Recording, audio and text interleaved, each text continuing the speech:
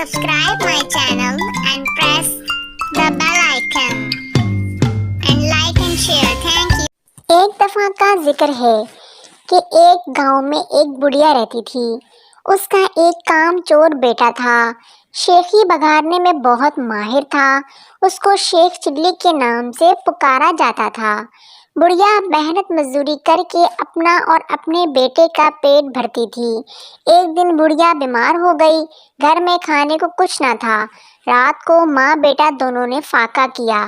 اگلے دن ماں نے کہا، اب تم کچھ کام کرو، جنگل سے لکڑیاں ہی لا کر بیچ دیا کرو تاکہ گزر اوقات ہو سکے۔ شیخ چلی نے جنگل کی راہ لی۔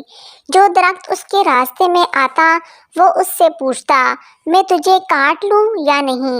کسی درخت نے بھی اس کا جواب نہ دیا۔ شام ہونے کو تھی۔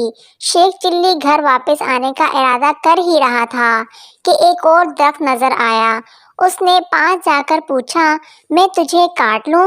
درخت بولا، ہاں کاٹ لے، مگر ایک نصیحت کرتا ہوں، میری لکڑی سے پلنگ بنانا اور بادشاہ کے دربار میں لے جانا۔ اگر بادشاہ اس کی قیمت پوچھے تو کہنا کہ پہلے 1-2 راتیں اس پر سوئے، پھر اگر مناسب سمجھے تو خریدے۔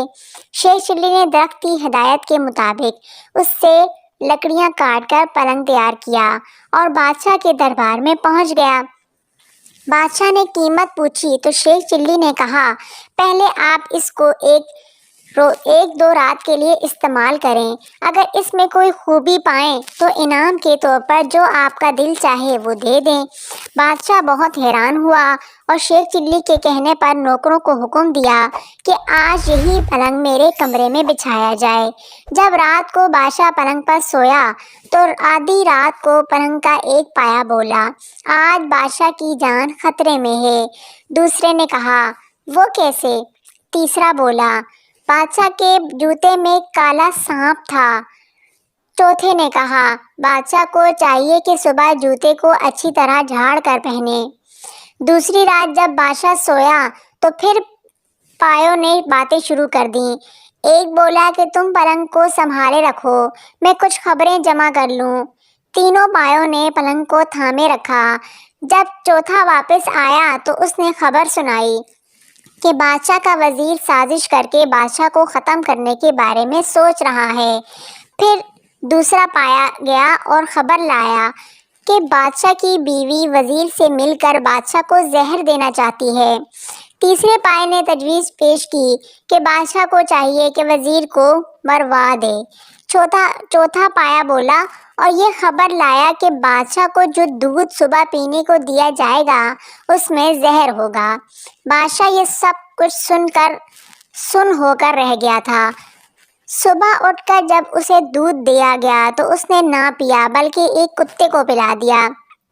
کتا اسے پیتے ہی مر گیا۔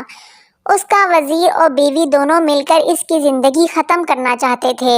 بادشاہ نے وزیر کو مروا دیا اور اپنی بیوی کو محل سے نکال دیا۔ بادشاہ نے شیخ چلی کو بلایا اور بہت سارا انعام دیا۔